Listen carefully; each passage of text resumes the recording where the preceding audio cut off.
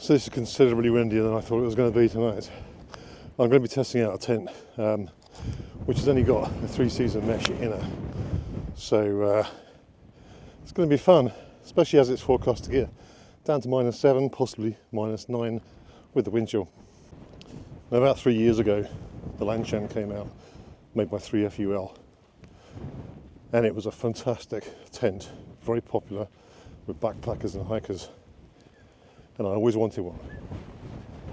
The problem was, they were 210 centimetres long, and that just won't suit me. I won't fit in it. So I was very dismayed and bought something else. Then they brought out the Pro version, which was 2.3 metres inside and would fit me. But it was single skin, I didn't really want to get a single skin tent. But a year or so later, they brought out a model called the Lanshan 1 Plus, which was 230 centimetres inside and a little bit wider than the standard Lanshan 1.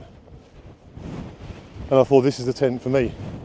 So I bought that tent, and I've used it dozens and dozens of times, and it's been great. And I fit in it, but only just. Now, I always fancied a bit more space inside the tent, so I really fancied the Lanshan 2, but at 210 centimetres it just wasn't going to work for me. I literally just squeezed in the 1 Plus, which is 230. Then last year, they brought out a larger version of the Lanshan 2, and I thought, great, I can get it. But it was 220 centimetres. Why they didn't do it the same length as the 1 Plus at 230, I don't know, but they didn't. So the only one that was 230 centimetres long was the Pro, and I really didn't fancy that tent. So I've had several tents since then, 1 and 2 person tents, trekking pole tents as well as poled. But I've always sort of still longed for a Lanshan 2 that was big enough for me. And then suddenly out of the blue, I get an email from James at Camperlists. He says, I've got a new tent, and I think you'd love it. And it's called the Whislux Loary 2. Now, in my last video, we talked about the Chinese doing clones of other tents. I think this is the first time I've seen a Chinese company doing a clone of a Chinese tent. But essentially, this is a Lanshan 2, but instead of 220 centimetres long, it's 230. It's double skinned. Instead of 110 centimetres wide, it's 120, so it's wider and longer. And the external size, instead of 270, it's actually 300 centimetres. So it is bigger in every way, shape or form, even the outside.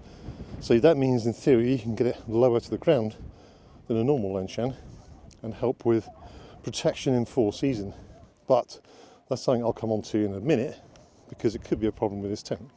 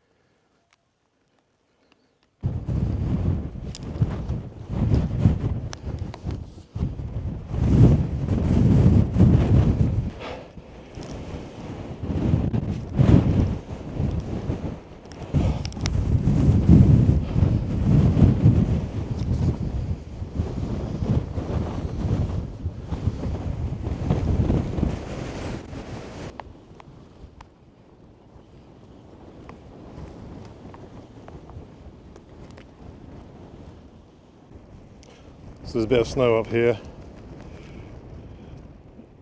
Not a lot, but just to show you how cold it is.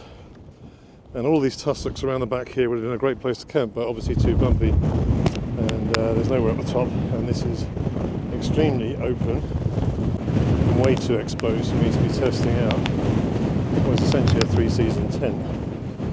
So I'm going to try and find somewhere that's a bit sheltered from this wind, because it's pretty powerful. And on the first test of a tent that is essentially a new model, I'm going to play it safe. You know, we're going to get temperatures down to -7 anyway. I don't want to be caught in a tent that's collapsed. You know, sort of temperatures, having to pack up and having to get out again. So it may even snow tonight. I think it's too cold, but I've got to be prepared for any eventuality to get me out of here safely. I'm really struggling to find somewhere. There's nowhere flat around this tour. I swear there's a fox hunt going on. I heard what I thought was a load of bloodhounds earlier on. Now I just heard the trumpets. There's the hounds.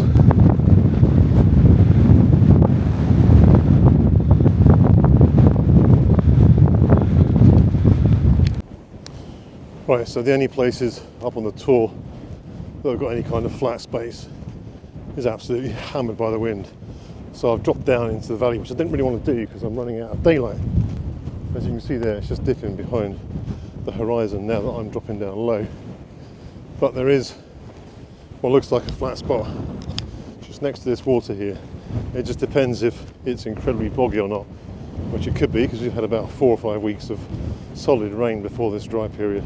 So I'm going to nip down here. What I might do is just get the tent up quickly off camera, just so you can see it in the sunlight, because once that sun's gone down behind the horizon, then the visuals aren't going to be so good.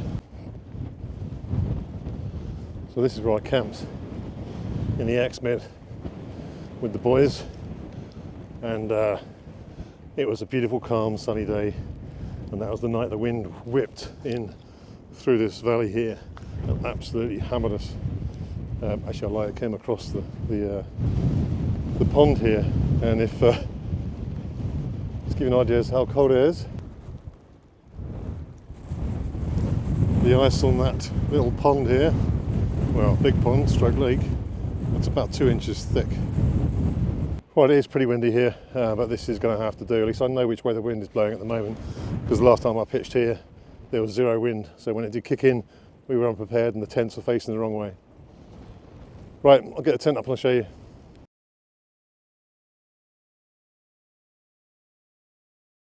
Right,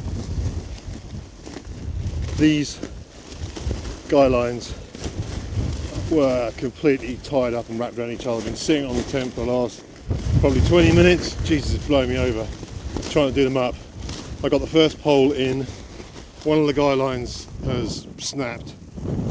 This has come off, I don't even know which part that's from. This has got the plastic ram's hook clips on them that the old the Lanshan has, which I replaced with metal on my Lanshan 1. But even just getting it up here, it's just getting ripped apart, and it's going to just damage it. So I'm not going to attempt this. It's just too dangerous. It's an unknown tent. It was not forecast for this wind, so I apologise to everyone watching it, hoping to see this video. But essentially, it's a large Lanshan 2. I will get it out and I will get it up, and I might add a bit onto this video before I edit it and put it out. But it's getting dark now. The sun has set behind me. You can see it over there. It's a beautiful evening, and I'm going to miss out on a lovely, stunning star lapse because it's clear. It's the first time it's been clear in I can't remember how long.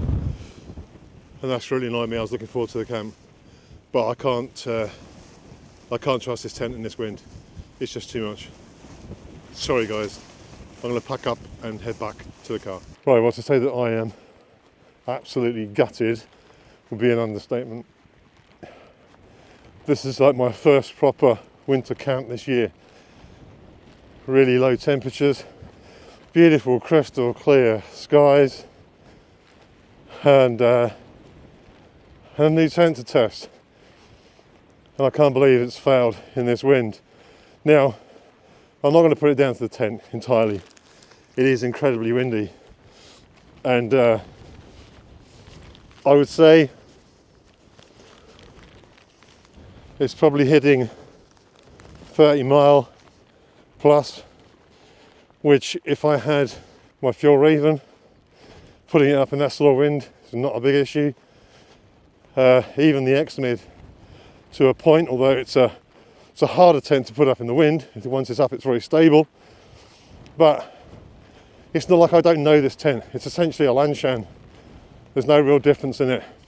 So it's easy to put up, but it was going to rip. The whole thing was going to tear. You could see it, the way it was bowed in with the wind. So I want to give it a chance. I didn't want to just rack it on the first night out and then say it's a crap tent, because I don't think it's going to be. It just needs to be the right conditions, and this isn't the right conditions for it. Now, a lot of you are going to say, well, this is England. It's wet and windy. This is what we've got to put up with. And that's true. But most people, I would say probably 70 to 80% of the people who go wild camping don't go hunting for high winds and storms. Yes, if you get caught out in them, that's fine. But those generally wouldn't pitch in those winds. They will either find somewhere out of the wind, I would have done, but I can't find anywhere around here, and it's going to be pitch black by the time I do, or they'll bail on the camp. So, you know, I don't think it's a big issue. If it was a normal Lanshan, this would have the same problem. So it's not to do with the tin. It's just too windy, and I don't want to risk it. Look at this ice. It's on face track.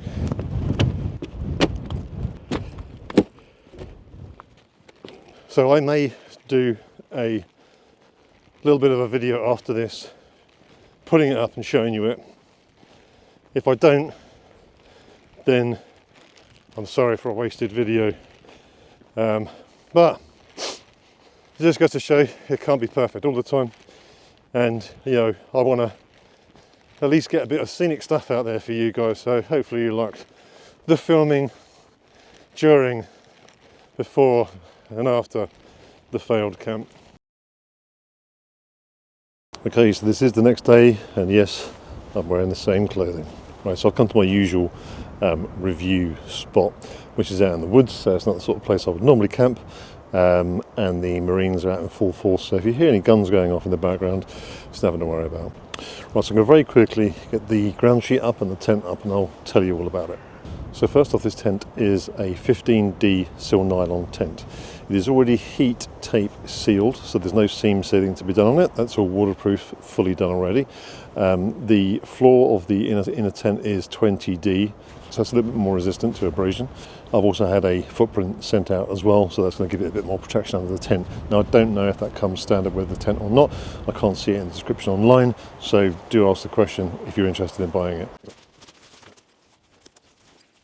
The ground's a bit softer than yesterday anyway. Okay, so that's the footprint down. Now hopefully that should lay out the basis for the tent to go up correctly. That is how I always did it with my Lanshan. The Lanshan was an angle at one side, so it was harder to set up properly. So using the footprint really helps it.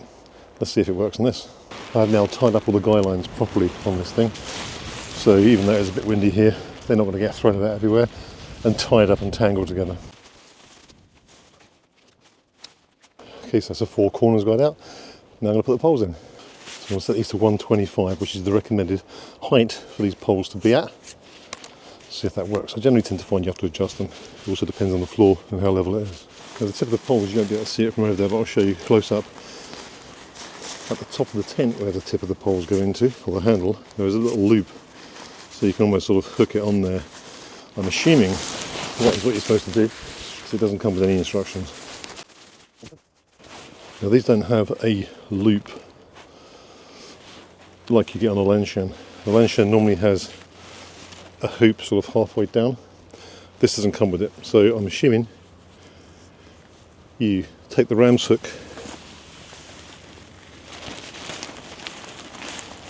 connect it to the bottom of the tent, and then simply guy it out.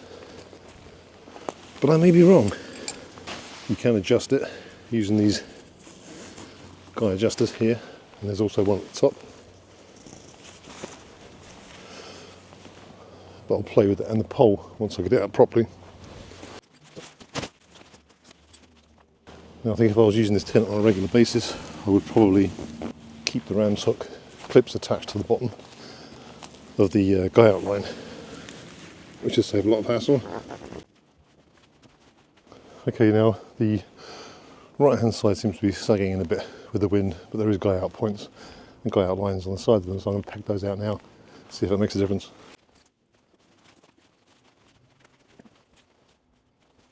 I'm going to put the inner up. I won't show you that because I'll be inside and you won't be able to see it anyway, but I'll show you once it's up. Okay, so as you can see here, the inner clips to the outer, and this is that missing guy line that I found. I've got it in my pocket, but basically that guy line goes out to the same peg and it gives it a bit of a square bathtub. So I've got all four corners connected now,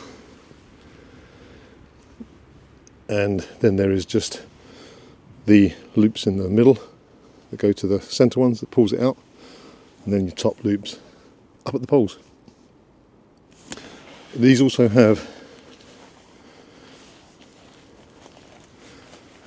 a little elastic bungee cord, which is really handy because you can put that through the bottom of the trekking pole and that holds the base down, stops it flapping about when you're trying to zip and unzip.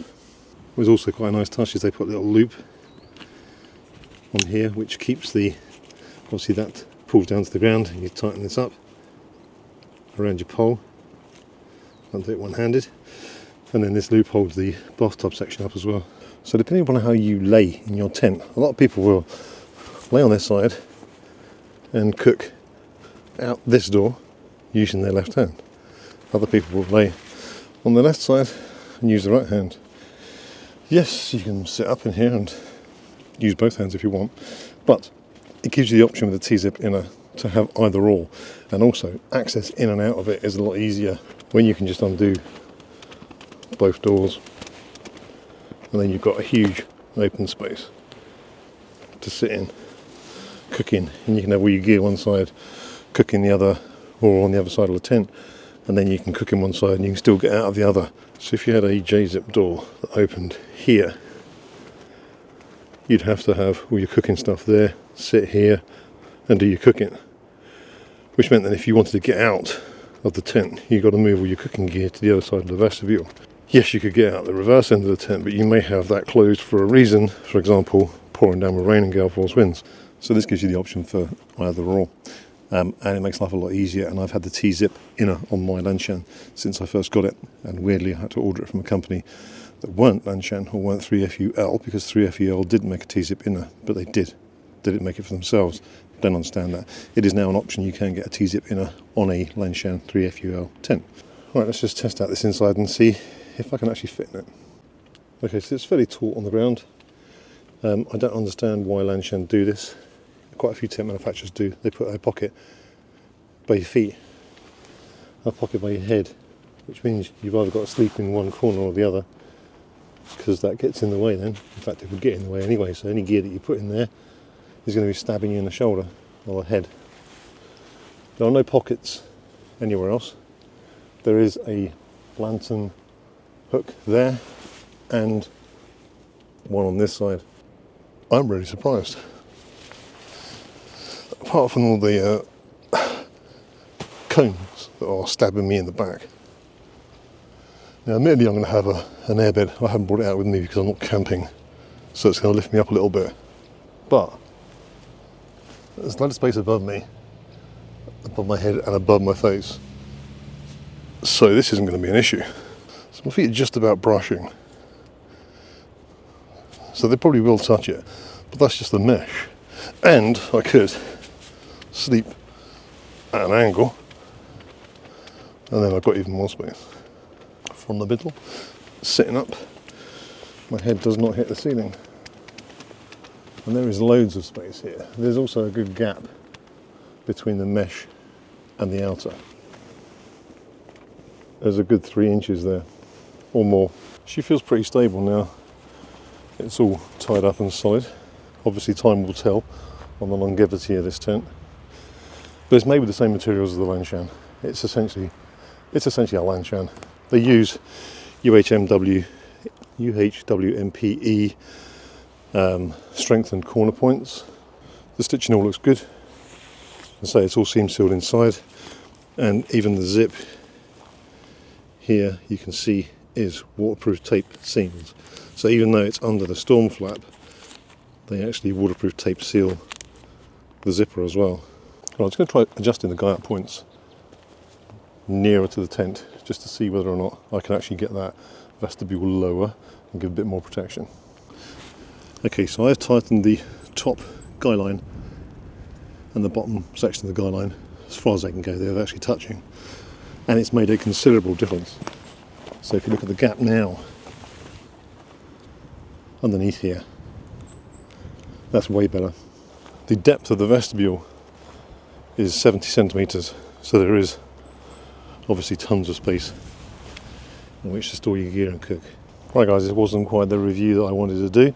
I did want to give this a full test out overnight, but them's the breaks. So anyway, this is the Whislux Loary 2. Basically a larger Lanshan. Now, well, it's just over 1.2 kilos, I think it's 1.23 kilos, 1.24. Trekking pole tent, 15D, steel nylon outer, mesh inner, 20D floor. It's essentially a Lanshan 2 Plus. This is the version that I need 3FUL to bring out to suit me. So on the plus side, it's very, very lightweight. It's bigger than the normal Lanshan, so it will suit a lot more people. Weighs just over 1.2 kilos, as I said before, so it's very, very lightweight. The T-zip inner is a game changer. If you haven't had one before, change it on your Lanshan if you've already got one, because you can buy the inners on their own now, but the T-zip inner makes a massive difference. There's only one downside I can really see to this tent, and that is the fact that, as far as I'm aware, it's only available with a mesh inner, full mesh. So really, it's a 3-season tent. But a lot of people go out in Z-packs, duplex, they're all mesh inside. And they go out in sub-zero temperatures in Canada, in the snow, minus 20, minus 30. So it is going to be about your sleep system and what's going to keep you warm. But this would help keep the general interior temperature up higher if it had a solid inner as well as an option. And also it would keep the wind out a bit more. But other than that, it's a great tent. It's around £140, so it's competitively priced. I will put a link in the description below, so if you do want to buy it, it is an affiliate link, so I'll make a tiny bit of commission, but it makes no difference to you. Anyway, apologies about the fail camp video. I got there in the end, but these things happen. So if you like the video, hit the thumbs up, and if you're not a subscriber, hit the subscribe button, and I will see you on the next one.